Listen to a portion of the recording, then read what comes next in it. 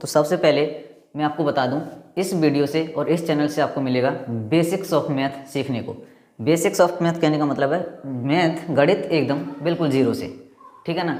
तो अगर आपको वीडियो अच्छी लगती है तो चैनल को ज़रूर सब्सक्राइब करना और वीडियो को लाइक करके कमेंट ज़रूर करना। जैसे भी आपको वीडियो लगे उसी हिसाब से आप कमेंट कीजिएगा, ठीक है। तो सबसे पहले हम शुरू करेंगे इसमें, यदि किसी संख्या में शून्य का गुणा किया जाए या शून्य में किसी संख्या से गुणा किया जाए, ठीक है, कोई भी संख्या हो उसमें अगर हम जीरो से गुणा करें, जीरो मतलब शून्य, कोई भी संख्या, मान लीजिए मैंने 5 लिख लिया, 5 में अगर मैं शून्य से गुणा करूं, जीरो से गुणा करूं, तो हमारा गुणनफल क्या आएगा? हमारा गुणनफल आता है जीरो। अब वो संख्या कितनी भी बड़ी हो सकती है, ठीक है, जीरो से उसमें करूं या उसमें जीरो से करूं, कोई फर्क नहीं पड़ने वाला, आएगा हमारा गुणनफल जीरो ही। कितनी भी बड़ी संख्या हो सकती है, ये लिख लीजिए, मान लीजिए मैंने ये लिख लिया, गुणा जीरो गुणा 25, कुछ भी लिख सकता हूँ मैं, इतनी बड़ी संख्या है और कितना भी बड़ा गुणनफल हो, उसमें अगर आपको एक जगह भी जीरो नजर आ जाए तो उसका मतलब है हमारा आंसर जीरो, ठीक है। अगर आपको एक भी क्वेश्चन ना समझ में आए तो कमेंट जरूर कीजिएगा, ठीक है ना। कितनी भी बड़ी संख्या हो, मान लीजिए अगर मैं एक और लिख लेता हूँ, मैंने लिख दिया ए गुणा जीरो, तो इसका भी हमारा जवाब कितना आएगा? जीरो, ठीक है ना। इसी प्रकार से हमारा दूसरा बनेगा, शून्य में यानी कि जीरो में किसी संख्या से भाग दिया जाए तो भागफल हमेशा शून्य प्राप्त होगा। यानी कि जीरो में हम भाग दे रहे हैं, जीरो में भाग दे रहे हैं हम किसी भी संख्या से, मान लीजिए मैं 5 ही लिख ले रहा हूँ, 5 से मैं भाग दे रहा हूँ जीरो में, तो हमारा भागफल कितना आएगा? जीरो, ठीक है। कितनी भी बड़ी संख्या हो, जरूरी नहीं है ये भी हो, कितनी भी बड़ी संख्या हो सकती है, मान लीजिए ये मैंने जीरो लिखा, इसमें मैं कितनी भी बड़ी संख्या से भाग दूँ तो उसका जवाब आएगा मेरा जीरो,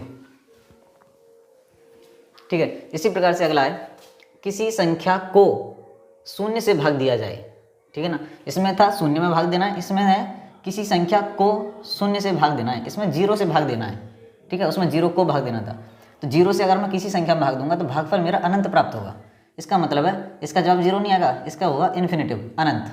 अनंत का सिंबल होता है ये वाला, अनंत प्राप्त होगा, यानी कि इसकी कोई वैल्यू पता नहीं है हमें, कितनी भी बड़ी संख्या में भाग दें हम, ये लिख लीजिए मैंने, इसमें मैं जीरो से भाग दूंगा तो इसका भी अनंत ही जवाब आएगा, ठीक है ना। इसी प्रकार से अगला बनेगा हमारा, किसी संख्या की घात शून्य होने पर उसका मान 1 होता है। मतलब कोई भी संख्या हो अगर उसकी घात शून्य है, मैंने लिख लीजिए 5 ही लिख ले रहा हूँ, 5 की घात जीरो, ऊपर जो बनी होती है उसको घात बोलते हैं, 5 की घात जीरो का मतलब होगा हमारा 1। अब वो कोई सी भी संख्या हो सकती है, मैंने ये लिख ली, मान लीजिए अगर इसकी घात जीरो है तो इसका मान होगा पूरे का हमारा 1, ठीक है ना। इसी प्रकार से हमारा अगला क्वेश्चन बनेगा, किसी संख्या को स्वयं से भाग देने पर भागफल 1 प्राप्त होता है।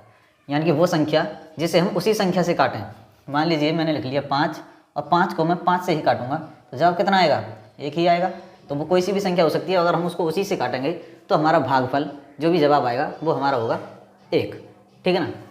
इसी प्रकार से हमारा अगला बनेगा, धनात्मक संख्याएं सदैव आपस में जुड़ती हैं और चिन्ह धन का लगता है, ठीक है ना। धनात्मक संख्याएं मतलब ये मैंने लिख लिया 2 + 5, अगर हम इनको आपस में जोड़ेंगे तो 7 बनेगा, ठीक है, 7 बनेगा और चिन्ह भी धन का लगेगा और इसके आगे कोई सिंबल नहीं है, तो किसका मानते हैं? प्लस का। आगे मैंने नोट में लिख दिया है, किसी संख्या के पहले कोई चिन्ह ना हो तो प्लस का मानते हैं, ठीक है। इसके पहले कुछ नहीं तो ये भी प्लस और इसके आगे कुछ भी नहीं है तो ये भी प्लस, लिखते नहीं है लेकिन प्लस का चिन्ह मानते हैं, ठीक है ना। अब वो कोई सी भी संख्या हो सकती है, मैंने लिख दिया 8 + 6, इसको हम जोड़ेंगे तो 14, ठीक है ना। इसी प्रकार से मेरा अगला बनेगा, धनात्मक और ऋणात्मक संख्याएँ सदैव आपस में घटती हैं। धनात्मक और ऋणात्मक संख्याएँ सदैव घट जाती हैं और चिन्ह लगता है हमारा बड़ी संख्या का, ठीक है ना। चिन्ह हमारा लगेगा बड़ी संख्या का, कैसे? मैंने लिख लिया 5 - 7, इसके आगे कुछ नहीं तो ये प्लस और ये माइनस। धनात्मक और ऋणात्मक, धनात्मक का मतलब प्लस वाली और ऋणात्मक का मतलब माइनस वाली, तो ये दोनों आपस में घट जाएंगी हमारी। और चिन्ह किसका बताया मैंने? बड़ी संख्या का। और बड़ी संख्या इसमें कौन सी है? 7, और 7 का चिन्ह क्या है? माइनस, तो आगे लग जाएगा हमारा माइनस, ठीक है। इसी प्रकार से मैं एक और अगला लिख लेता हूँ, माइनस मैंने लिख लिया, मान लीजिए -11 + 9, -11 + 9। अब ये क्या है? धनात्मक और ऋणात्मक, धनात्मक और ऋणात्मक है, सदैव आपस में घटेंगी, तो ये दोनों आपस में घट जाएंगी और चिन्ह हमारा लगेगा हमेशा बड़ी संख्या का, और बड़ी संख्या हमारी -11 है तो आगे लग जाएगा हमारा माइनस, ठीक है ना। इसी प्रकार से मैं एक और बता दूं आपके लिए, ये लिख लिया मैंने 17 - 4, तो ये प्लस और ये माइनस दोनों आपस में से घट जाएंगी तो कितना बचेगा हमारा? बचेगा हमारा 13 बचा, और बड़ी संख्या का सिंबल लगेगा और इसके आगे कुछ नहीं तो ये प्लस और ये बड़ी संख्या, तो प्लस हम आगे लिखेंगे नहीं, तो इस प्रकार से ये हो गया, ठीक है। इसी प्रकार से हम अगला देखें, तो अगला बनेगा हमारा ऋणात्मक संख्याएं सदैव आपस में जुड़ जाती हैं। जो भी हमारी ऋणात्मक मतलब माइनस वाली संख्या हैं वो सदैव आपस में जुड़ जाती हैं और चिन्ह माइनस का लगता है। कैसे?